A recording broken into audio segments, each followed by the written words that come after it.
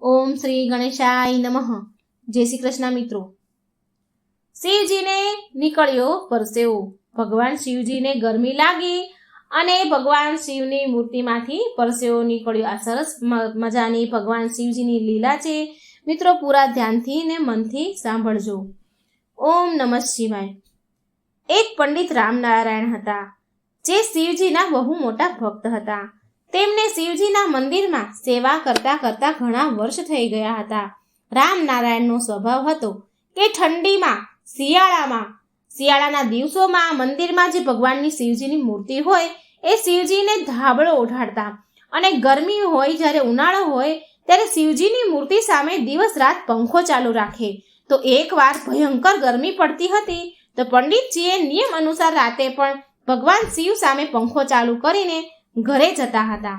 એકવાર બન્યું એવું, એકવાર મંદિરનો એક સેવક રામનારાયણ છે, એને કહે છે એક સેવક કે પૂજારીજી રામનારાયણ, હું હંમેશા જોઉં છું કે તમે ઠંડીમાં ભગવાનને ધાબળો ઓઢાડો છો અને ગરમીમાં તેમની માટે દિવસ રાત પંખો ચાલુ રાખો છો. શું ભગવાન શિવજીને પણ આ મોસમનો અસર થતો હશે? આ ગરમીનો અસર થતો હશે? શું એમને પણ પરસેવો આવતો હશે? એમને ગરમી લાગતી હશે શું? પંડિતજી રામનારાયણ બોલ્યા, હા, કેમ નહીં, જરૂર શિવજીને ગરમી થતી હશે અને પરસેવો પણ વળતો હશે, પણ માત્ર એ આપણને દેખાતો નથી. બસ મારા મનના ભાવ તો એવું જ કહે છે કે પંખો ચાલુ રાખો તો શિવજી પ્રભુ ઠંડી હવામાં સૂઈ જાય.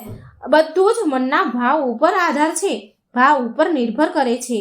સેવક મદન બોલ્યો, સાચી વાત છે. એમ કહીને જય શિવશંકર બોલીને ત્યાંથી ચાલ્યો ગયો. પંડિત રામનારાયણ ભગવાન શિવને ઠંડી ઠંડી લસ્સી, છાશ આ બધા જ ભોગ ધરાવતા હતા, જેથી ભગવાન શિવજીને ગરમી ન લાગે. પણ એક દિવસ થયું એવું કે મંદિરનો પંખો થઈ ગયો ખરાબ, એટલે પંડિતજી થઈ ગયા હેરાન પરેશાન. તેને તેના સેવક મદનને બોલાવ્યો અને કહ્યું કે અરે મદન, આ પંખો રિપેર કરવા વાળાને બોલાવ, આવતો નથી. તે આવ્યો કેમ નહીં? સાંજ પડવા આવી છે.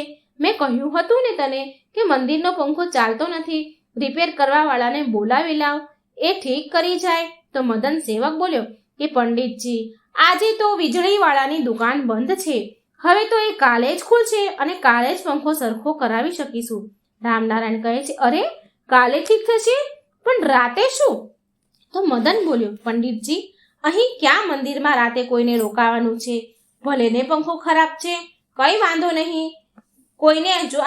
જો કોઈને મંદિરમાં સુવાનું હોત તો તકલીફ હોત ને, પણ રાતમાં તો કોઈ મંદિરમાં રોકાતું જ નથી, કોઈ સૂતું જ નથી. તો પછી કાલે સરખો પંખો થઈ જશે. અહીં મંદિરમાં ક્યાં કોઈને રોકાવું છે કે જેને ગરમી લાગે? આટલું કહીને મદન સેવક ત્યાંથી ચાલ્યો ગયો, એના કામકાજ કરવા લાગ્યો. પણ પંડિતજી તો થોડા હેરાન પરેશાન હતા, કેમ કે તેમને વારંવાર મનમાં એવું જ લાગી રહ્યું હતું કે ક્યાંક ભગવાન શિવજીને ગરમી ન લાગે. કહેવાય છે ને કે જ્યારે કોઈ ભક્ત એના મનની સાચી ભાવનાથી કામ કરે છે તો ભગવાન પણ એમના વિશ્વાસને બનાવી રાખે છે. અડધી રાત થઈ અને શિવજીને લાગી ગરમી અને તેમને પરસેવો વળવા લાગ્યો. ભગવાન મંદિરનામાં જે મૂર્તિ હતી એ શિવજીને ગરમી થવા માંડી. શિવજી મંદિરની મૂર્તિમાંથી સાક્ષાત રૂપમાં પ્રગટ થયા અને સાથે નંદી પણ પ્રગટ થયા. તો નંદી શિવજીને કહે છે કે પ્રભુ, શું પ્રભુ, આટલી રાત થઈ છે, તમે ક્યાં જાઓ છો? ક્યાં જઈ રહ્યા છો? કોઈ તમને જોઈ લેશે તો દુવિધા થઈ જશે. તો ભગવાન શિવ કહે છે, નંદી, બહુ ગરમી લાગે છે મને, જો મારો પરસેવો છૂટી રહ્યો છે, કેમ કે આજે મંદિરમાં પંખો નથી, પંખો બંધ છે. શું નંદી, તે સવારે સાંભળ્યું નહીં કે મદને શું કહ્યું કે વીજળીવાળો કાલે પંખો સરખો કરવા આવશે, આજે દુકાન બંધ હતી? નંદી બોલ્યા, મહાદેવ, તમે પણ તમારા ચમત્કારથી પંખો તો ઠીક કરી જ શકો છો ને? શિવજી બોલ્યા, નહીં, નંદી, તું પણ બહુ ભોળો છે. જો મેં ચમત્કારથી પંખો ઠીક કરી દીધો તો ભક્તની પરીક્ષા કેવી રીતે થશે? માટે હું પંખો ઠીક નહીં કરી શકું. હું થોડી વાર મંદિરની બહાર હવા ખાવા માટે જઈ રહ્યો છું, જેથી ગરમી ન લાગે અને પવનથી પરસેવો સુકાઈ જાય. નંદી બોલ્યા, સારું મહાદેવ, હું પણ તમારી સાથે આવું છું, તમે એકલા ન જશો? શિવજી બોલ્યા, ઠીક છે, આપણે બંને રૂપ બદલીને જઈએ. પછી શિવજી સાધુ બની ગયા અને નંદી એમના ચેલા બની ગયા અને પછી બંને મંદિરની બહાર હવામાં આટા ફેરા કરવા લાગ્યા. ચાલતા ચાલતા શિવજી અને નંદી મંદિરથી ઘણા દૂર નીકળી ગયા. રાતના સમયમાં પણ ગરમી બહુ જ હતી, માટે શિવજીને તો એટલો બધો પરસેવો છૂટે, બહુ જ પરસેવો છૂટો. આખા શરીરે પરસેવો છૂટવા લાગ્યો. શિવજીને બહુ ગરમી થઈ. પછી શિવજી નંદીને કહે છે, નંદી તું અહીં ઊભો રહે, હું રામનારાયણને સતર્ક કરીને આવું છું કે ગરમી બહુ જ છે અને કાલે ગમે તે હાલમાં ગમે તે રીતે પંખો સરખો કરાવી દે. નંદી બોલ્યા, જેવી તમારી ઈચ્છા પ્રભુ, જેવી તમારી આજ્ઞા. શિવજી રામનારાયણના સપનામાં ગયા અને બોલ્યા કે કાલે યાદ કરીને પંખો સરખો કરાવીને લાવજે. આજે હું આખી રાત ગરમીમાં સૂતો નથી અને બહુ ગરમી લાગતી હતી, બહુ પરસેવો વળે છે મને, માટે હું તને ફરીથી યાદ અપાવવા આવ્યો છું. પંખો સરખો કરાવી દેજે, પંખો કાલે ચાલુ કરાવી દેજે, બહુ જ ગરમી છે. આજે તો મેં જેમ તેમ કરીને રાત કાઢી નાખી છે, પણ કાલની રાત હું પંખા વગર નહીં સૂઈ શકું.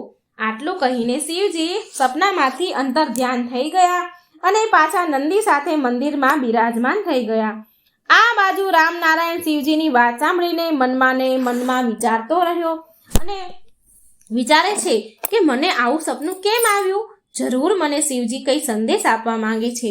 હું જલ્દી નાહી ધોઈને તૈયાર થઈને મંદિરે જાઉં, પછી મદનને કહીને પંખો રિપેર કરાવું, રિપેર કરવાવાળાને બોલાવી લઈશ. હા, હું જલ્દી મંદિરે પહોંચું.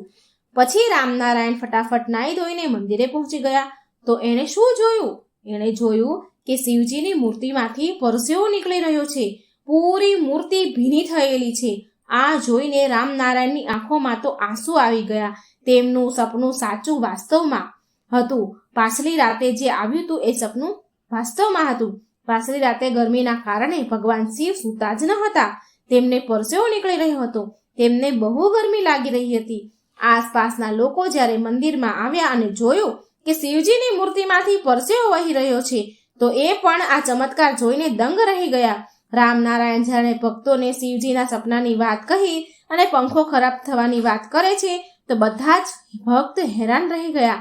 રામનારાયણ એ જ સમયે વીજળીવાળાને બોલાવી લાવ્યો અને પંખો સરખો કરાવ્યો અને રામનારાયણ શિવજી પાસે ક્ષમા માંગે છે કે મને ક્ષમા કરી દો પ્રભુ, મારા કારણે તમારી પૂરી રાત ગરમીમાં સૂવું પડ્યું. આગળ આવી ભૂલ હું ક્યારેય નહીં કરું શિવજી. પછી મંદિરનો મદન સેવક બોલ્યો, રામનારાયણજી તમારો વિશ્વાસ જીતી ગયો. એ દિવસે હું તમને આજ પૂછી રહ્યો હતો ને કે શું સાચું ભગવાન પર મોસમનો અસર થાય છે ખરી? અને આજે પ્રમાણ આપણા બધા સામે છે. ભગવાન ભક્તના ભાવ સાથે ચાલે છે. તમારો જેવો ભાવ હશે એવી જ રીતે ભગવાન પણ રહેશે. ભગવાન તેમના ભક્તની ભક્તિમાં રમી જાય છે. તમે બહુ ભાગ્યશાળી છો રામનારાયણ પંડિતજી કે તમને ભગવાન શિવે દર્શન આપ્યા. જય શિવશંકર. થોડી વાર પછી જ્યારે પંખો ચાલુ થયો તો શિવજીનો પરસેવો સુકાઈ ગયો અને રામનારાયણને ખુશીના આંસુએ રડી પડ્યો. એ દિવસથી રામનારાયણ પૂરા ઉનાળા સુધી ભગવાનના મંદિરમાં પંખો બંધ નથી કર્યો, માટે ભગવાન શિવજીને ક્યારેય પરસેવો પણ ન આવ્યો. તો મિત્રો, આ હતી સરસ ભગવાન શિવજીની લીલાની કથા. મિત્રો, સાંભળજો અને બીજાને પણ સંભળાવજો અને પુણ્યના ભાગીદાર બનજો. જય શ્રી કૃષ્ણ. રાધે રાધે. Thank you.